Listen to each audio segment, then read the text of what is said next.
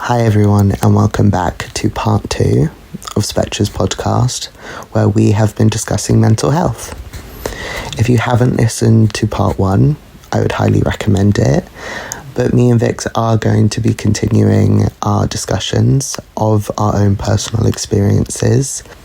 Please be aware that, again, we may be discussing potentially triggering content. But otherwise, Vix, how important do you think exercise, food and sleep is for mental health? You've touched on it previously, but could you tell me more? To me, mental health, as I've said earlier, is as important as physical. So there's things that you can do to help yourself. Eating the right foods, because if you eat better quality, I won't say better quality because all food has an element of nutrition. But I've found over the years, if I eat takeaway, I usually wake up the next morning. The sluggishness I feel from eating a takeaway can often, to me, that must be what being hungover is a bit. Whereas if I eat better quality foods or go out somewhere and have plenty of vegetables, drink plenty of water. With fruit and vegetables, the argument is eat a rainbow. So I'm not saying I'm perfect. I don't manage to all the time. But my aim each day is to try and have at least 5 a day. Drink plenty of water. Coffee, I'm still working on. I don't drink alcohol. I like to feel more alert. If you're already dealing with tiredness when you wake, because you will probably go to stimulants to wake up. So that might be coffee. Some people will smoke or vape. You're already starting the day off slightly subpar because you're tired. That's when mental health can also start to go down because you're tired. Yeah, absolutely. There is actually value in caring for yourself in those external ways of eating healthy, of getting a decent sleep, and of trying to get some fresh air at the very least. Because, those are important factors to your well-being. And if you can look after yourself in those ways, it does become easier to care for yourself mentally as well. We even overlook something as simple as breathing, because there are ways that we can control how we think and feel purely through how we breathe. If we need to calm down, deep breaths in the mouth can help reduce your blood pressure and lower your resting heart rate. If you need to psych yourself up, you can do fast, quick breaths. They're controlled, but they will help energize you. And the one thing is that we need to learn to be kinder to ourselves. We are our own harshest critic.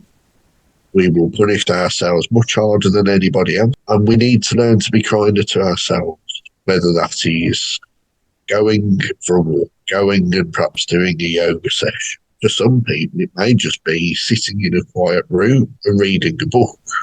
For some people, it may be cooking and preparing their favourite meal. But it's the planning and the mindfulness. We have to find ways now to be kinder to ourselves, to be able to say to ourselves, that's okay. If today is not a great day, tomorrow is an opportunity for something to change. If tomorrow doesn't change, then it's working at what do I need to do to change it, if I need to change it. Knowing this, it won't be like that forever, but also kind of thinking, what do I need to do to look after me during this period? Yeah, 100%. So where do you find that you are able to access mental health support, or is there any particular place you go to when you want to try and find some? Do you have a specific resource that you use? For me personally, I try and talk things through with the people closest to me. There are times where I've done therapy and I find it is useful periodically to just check in with somebody who doesn't know you, just to check in with yourself. What's changed, what's not. I did counselling before I started transition, and I did some as I started transition. And then I left it for a bit. But I went back to it just to check in after a few years because I'd changed. Although emotionally, mentally, I'd grown stronger. But after that, what does being me? Because I'm not the person I was pre-transition. Part of me is. There's a lot of skills and qualities that I've brought with me. I'm not just going to leave them because they've served me well. But who am I now? What are my needs now? And how do I go about facilitating that? To me, even if you only have a couple of sessions with someone, if you can, periodically, it just doesn't hurt, as I say, to check in with somebody who doesn't know you and just do 2 or 3 hours or 5 or however many you want, just to see who you are, where you're now at, what do you need? Because we don't like to think about what we might need because we're trained to think about other people's needs. And we still have needs ourselves. What are they? Am I fulfilling them? Because that will also help your mental health. Yeah, 100%. And, you can go talk to your GP and say, listen, I need counselling, and they will refer you to a service.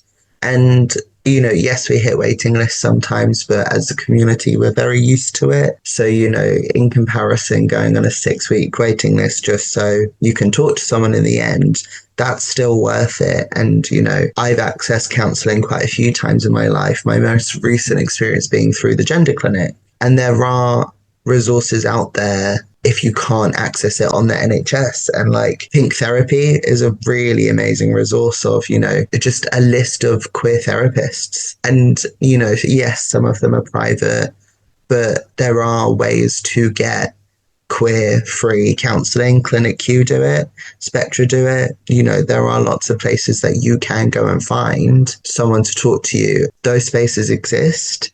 It's just kind of convincing yourself that you deserve one of those spaces.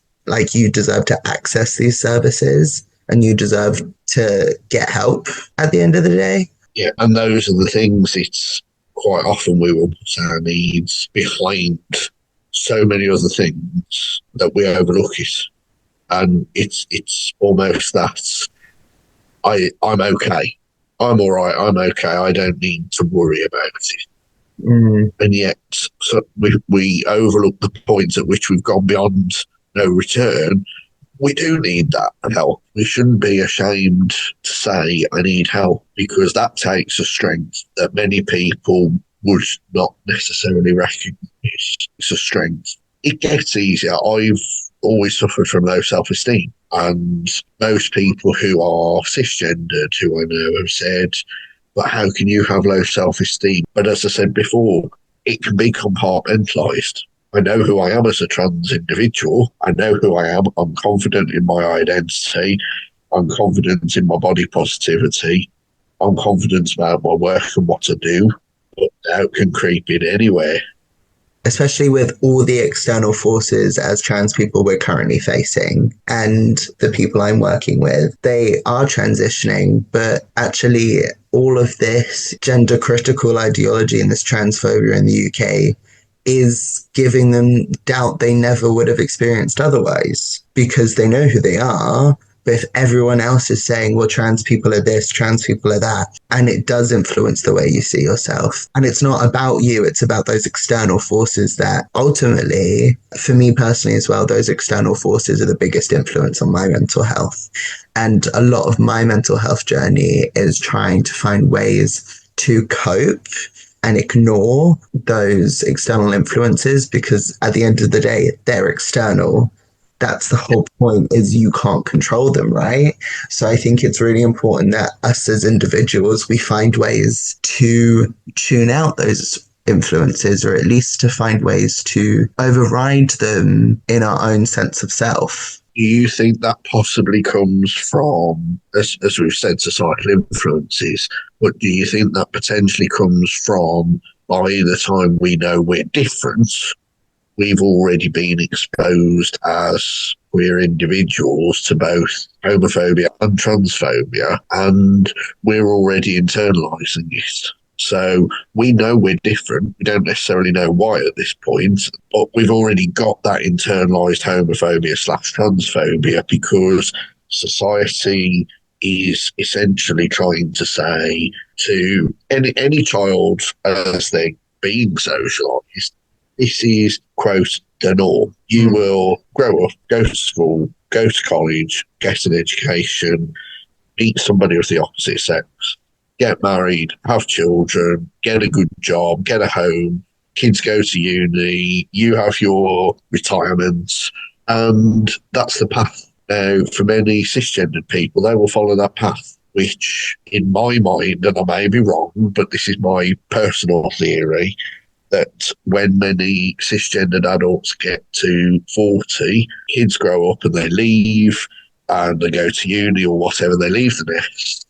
And suddenly you've got adults having their midlife crisis because they've followed the path set out without question, without thought about who am I, what am I, and they've followed the path that's set out for them. Whereas we as LGBTQ adults, we have to question because even if we can't verbalise it, we're saying to ourselves, I don't like the look of that pup and I don't know why. 100%. And I think a lot of it stems from the fact that everyone is raised as a cis straight person.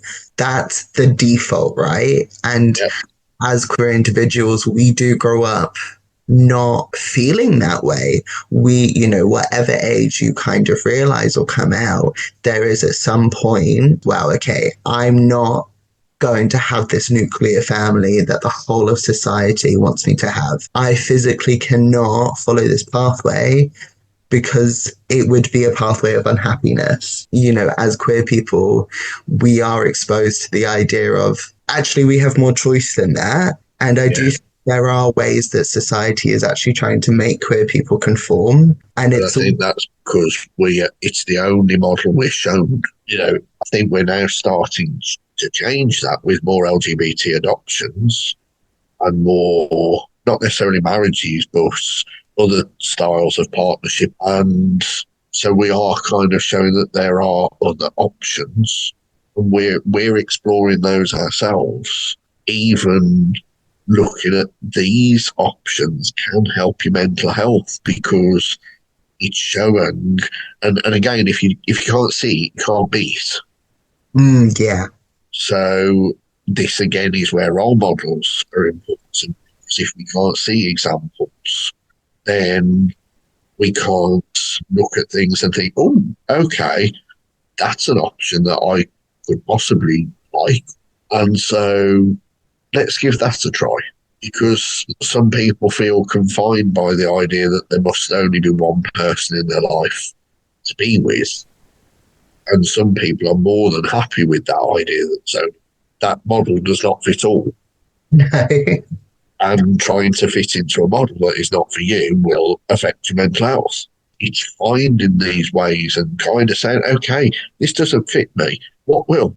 Yeah, I think that is why role models are important. And that's just why maybe autonomy over our actions is really important as well, is because, you do just have to go out there and try. None of us are given a manual. And I think this is like the society's solution to not having a manual to adulthood.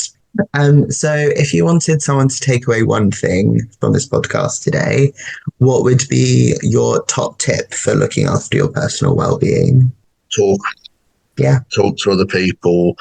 If you need to find strangers to talk to, that's fine. But if you've got a problem or any kind of area where you need support, just remember that it's not just for you. Share the problem, half the load, but talk, because if you don't talk, nobody can help you. It doesn't need to be verbal talk, email, text message, WhatsApp. Use crisis numbers because they're important. There are a number of different trans helpline numbers, and I'll just give you some examples. We've got a number of LGBT ones. We've got Brighton LGBT switchboard. We've got, if you're in Wales, there's LGBT Cymru. There's the LGBT helpline in Scotland. There's one in Northern Ireland. There's Mindline Trans. There's Mind Out. There's also, if you prefer the Samaritans, there's also a website called Support Line. And we've also got TR UK Listens, which is from Trans Radio. And Trans Radio UK is open daily, 8 a.m. till midnight. Give them Google. But these numbers are specifically for trans and non-binary and LGBTQ people. So they are people on the other end will have an idea of what you are going through. And for the LGBTQ, trans, non-binary communities, this is probably just as important as being able to talk. It's knowing that the person listening will have an idea of how you are feeling. 100%. And I think knowing you're not alone is the biggest thing. You are not the only person in the world that feels this way. There are other people who can really relate to how you're feeling. And, you know, you're allowed to look for them. You're allowed to find them and you're allowed to talk to them, because at the end of the day, you know, companionship is a really big, not solution, but definitely an aid to mental health, because you just don't have to go at it alone. No, you're not alone, and please don't ever think that you are. Because even if you are physically alone, there are people at the other end of computers, phones, whatever method you wish to talk to somebody via. You know, we've got the trans groups here at Spectra purposely so that people can make new friends. We're not a support group, we're a social group. We want people to come along and chat and hopefully make new friends that they can talk to away from the group, so that then there are other people in your life that do know how you feel and are probably in a similar position to understand it. Amazing. Well, thank you so much for giving me your time today. No worries, not a problem. And Vix, before you go, could you tell us more about what Spectra has to offer? So, with the Spectra's Trans Empowerment projects, we have a range of things designed to help trans people as they navigate their journey, from acceptance or even realisation to acceptance to getting help and support with many things around social and medical transition. We have our peer mentoring project, which allows you to have some one-to-one sessions with somebody who has lived experience of what you may be experiencing yourself at this time.